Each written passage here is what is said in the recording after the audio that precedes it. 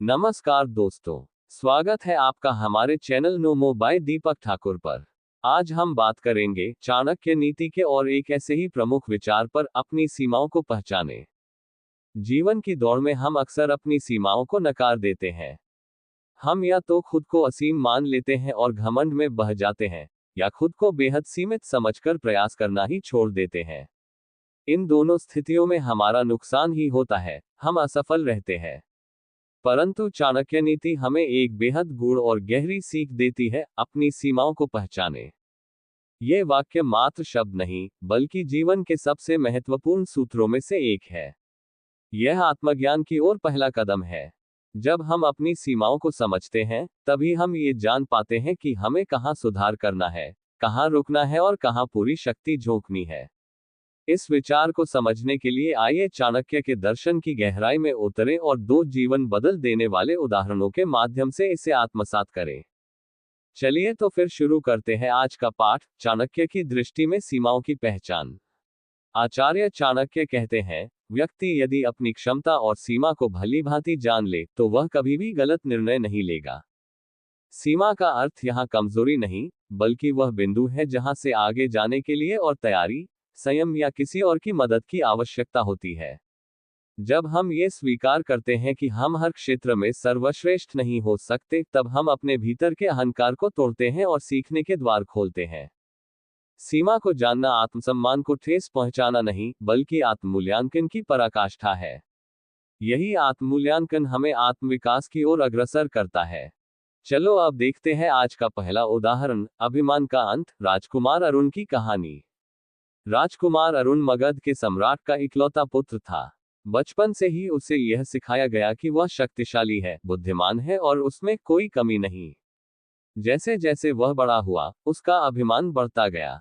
उसे लगता था कि वह हर युद्ध जीत सकता है, हर निर्णय सही ले सकता है और उसे किसी की सलाह की जरूरत नहीं। एक दिन सीमावर्ती राज्य की एक छोटी सी रियासत ने मगध की सेना को चुनौती दी।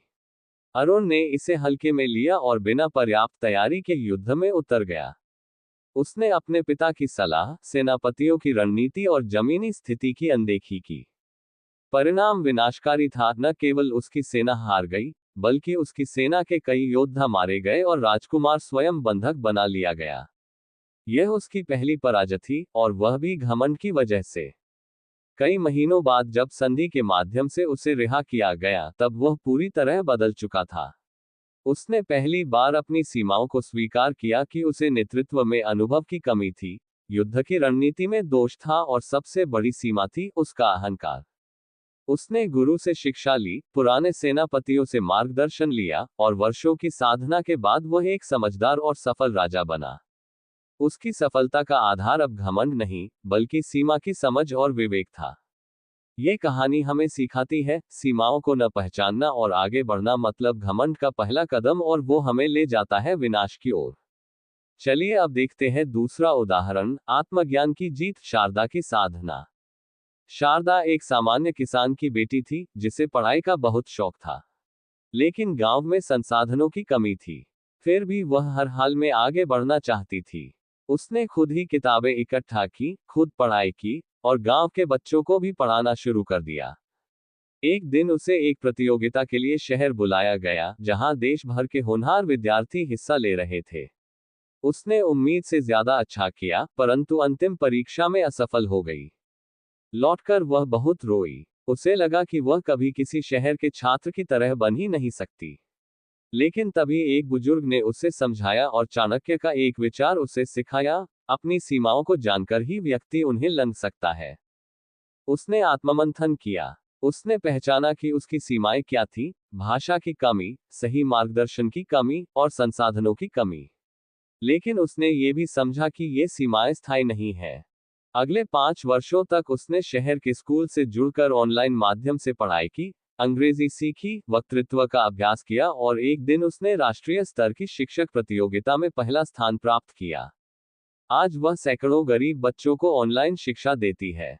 इस कहानी से हमें ये सीख मिलती है, सीमाओं को समझना हार नहीं है, बल्कि उनसे पार पाने का पहला कदम है। आइए अब समझते हैं, सीमाएं क्यों पहचानना जरूरी है। 1. स्व आकलन की शक्ति। जब आप अपनी कमजोरियों को पहचानते हैं, तभी आप उन्हें सुधार सकते हैं। 2. अहंकार का नियंत्रण। मैं सब कुछ जानता हूं, ये सोच सबसे बड़ा पतन है। सीमाओं को जानना विनम्र बनाता है।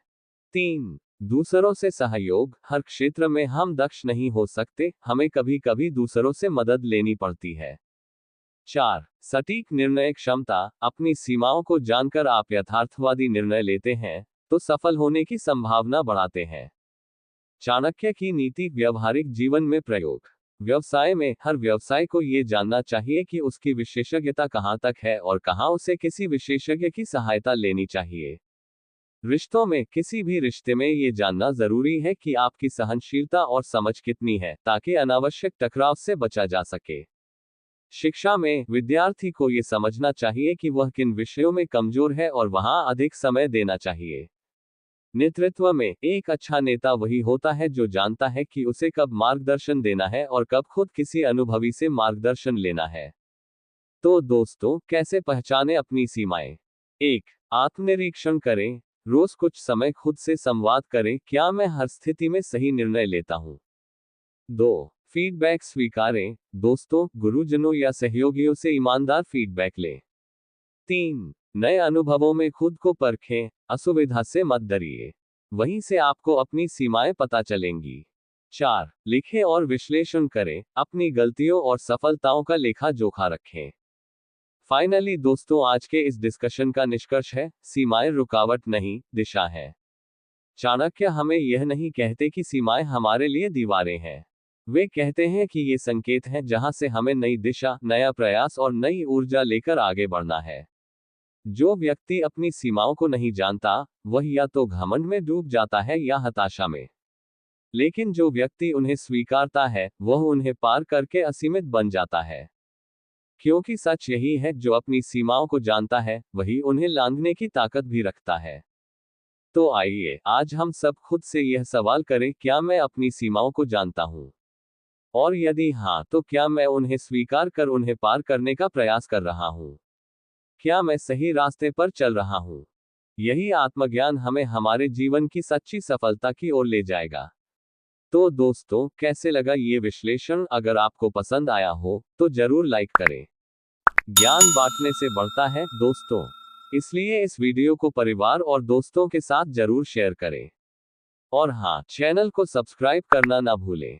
आपका सब्सक्रिप्शन हमें मोटिवेट करता है ऐसी इन्फॉर्मेटिव वीडियो बनाने और प्रस्तुत करने के लिए।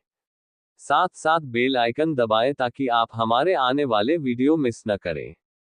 चलो तो फिर मिलते हैं अगली वीडियो में एक और चाणक्य नीति के साथ।